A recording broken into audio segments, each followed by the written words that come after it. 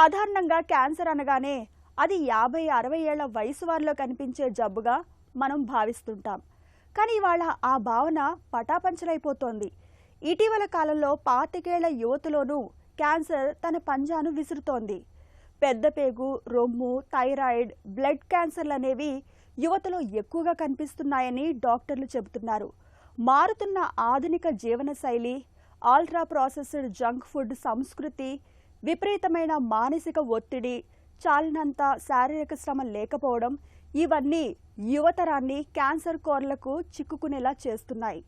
యువతలో పెరుగుతున్న క్యాన్సర్ కేసులు, క్యాన్సర్లను నివారించుకునే మార్గాల గురించి ఇప్పుడు తెలుసుకుందాం.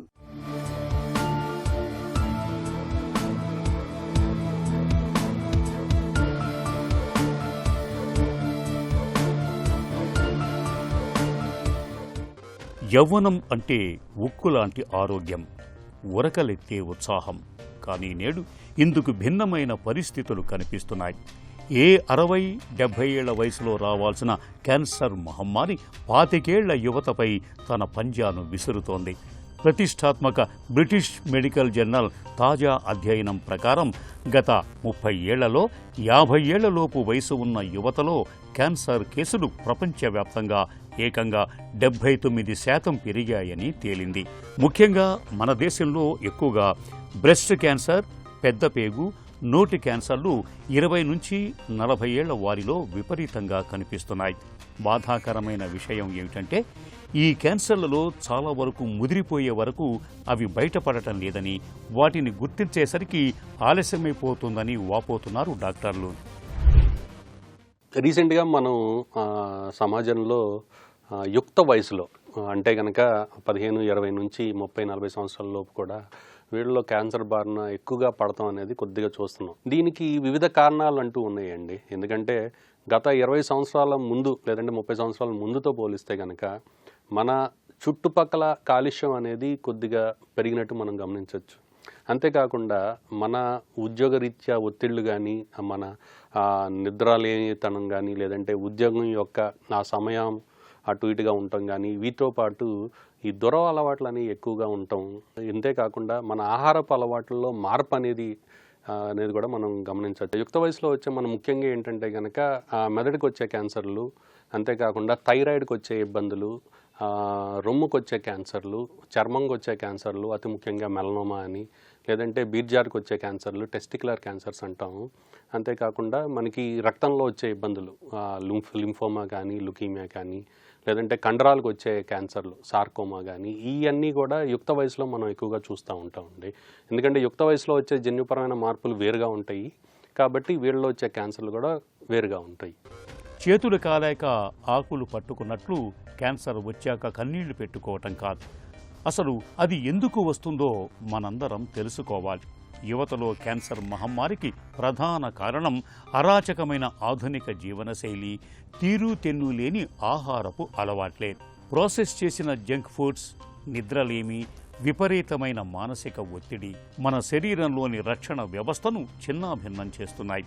వీటికి తోడు పొగ తాగడం, ఆల్కహాల్ అలవాట్లు అగ్నికి ఆజ్యం పోస్తున్నాయి. అయితే క్యాన్సర్ కూడా ఉన్నట్టుండేమీ ఊడిపడదు.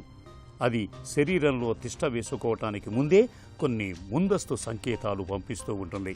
అకారణంగా బరువు తగ్గిపోవటం, ఎంతకీ తగ్గని జ్వరం, విపరీతమైన అలసట, నొప్పి లేని గడ్డలు తగలటం, మలంలో రక్తం పడటం లేదా దగ్గుల్లో రక్తం రావటం ఇవన్నీ అనుమానిత లక్షణాలే.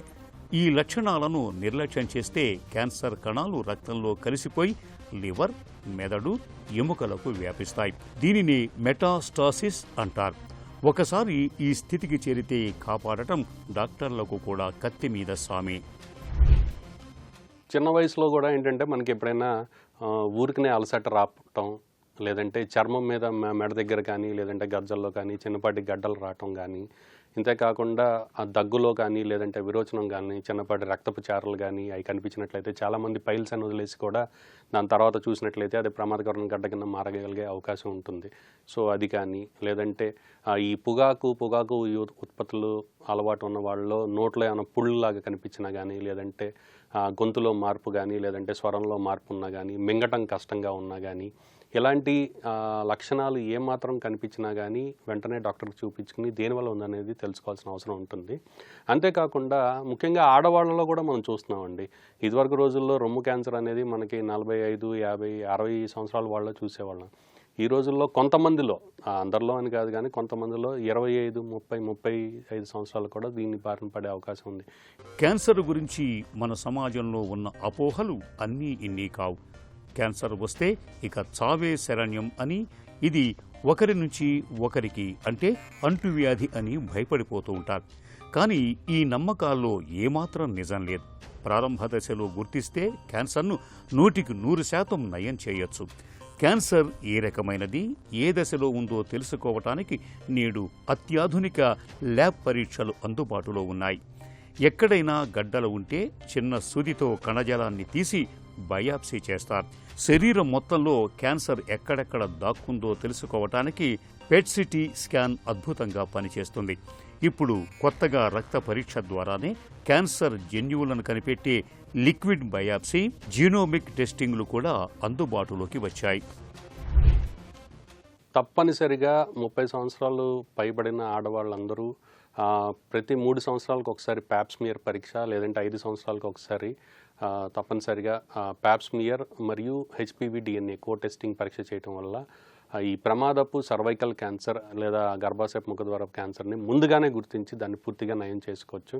అదే 40 సంవత్సరాలు పైబడిన వయసులో అయితే తప్పనిసరిగా 2 సంవత్సరాలకు ఒకసారి మ్యామోగ్రఫీ అనే పరీక్ష మనం చేయించుకున్నట్లయితే కనుక ఆ రొమ్ము క్యాన్సర్ యొక్క ముప్పుని ముందుగానే గమనించుకోవచ్చు. ఇలాగే కొంతమందిలో కుటుంబ చరిత్ర కలిగిన వాళ్ళలో ఈ స్క్రీనింగ్ పరీక్షలని ఇంకా ముందుగానే, ఒక దశాబ్దం ముందుగానే మొదలెట్టాలండి. ఎవరైనా కుటుంబంలో మనకి ప్రమాదపు క్యాన్సర్ బారిన పడి వాళ్ళలో కనుక మనకి ఈ జెనెటిక్ టెస్టింగ్ చేయటం ద్వారా ఏమైనా ప్రమాదపు క్యాన్సర్ హెరిడిటరీ జీన్ ఉన్నట్లయితే కనుక నార్మల్గా మనం చేసే 30-40 సంవత్సరాల కంటే కూడా ముందుగానే, ఒక 10 ఏళ్ళు ముందుగానే స్క్రీనింగ్ పరీక్షలు మొదలెట్టుకోవాల్సిన అవసరం ఉంటుంది. ఎందుకంటే వీళ్ళలో అతి చిన్న వయసులోనే ఈ క్యాన్సర్ బారిన పడే అవకాశం కూడా ఉంటుంది. శరీరంలో పురుడు పోసుకున్న క్యాన్సర్ కణాలను అంతం చేయటానికి ఆధునిక ఆంకాలజీలో అద్భుతమైన చికిత్సలు ఉన్నాయి. కణితి ఉన్న భాగాన్ని అత్యంత ఖచ్చితత్వంతో తొలగించటానికి నేడు కోతలేని రోబోటిక్ సర్జరీలు అందుబాటులోకి వచ్చాయి.